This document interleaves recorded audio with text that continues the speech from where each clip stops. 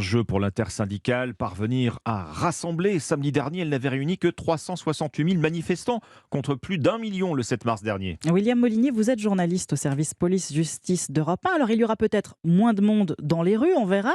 Mais ce qui est sûr, c'est que les forces de l'ordre n'en seront pas moins mobilisées.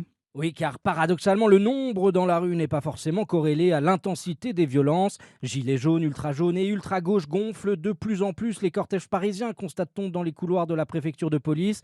Quand ils étaient quelques centaines il y a un mois, ils dépassent désormais le millier.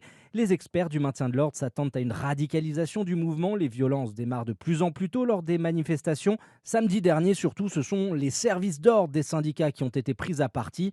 Ils ont essuyé à Bastille des jets de pavés et cela ne présage rien de bon quant à l'évolution de cette mobilisation, poursuit un policier qui a suivi de très près le dispositif. Face à cela, les forces de l'ordre vont devoir s'adapter, rentrer davantage dans les cortèges pour exfiltrer les individus violents, au risque d'exposer les troupes à d'éventuelles blessures, voire à une mauvaise image filmée qui ferait ensuite le tour des réseaux sociaux. L'utilisation de la force est jusqu'à présent raisonnée, se félicite une source policière avant de conclure. Il faut conserver cette stratégie, y compris face aux plus radicaux. William Molinier,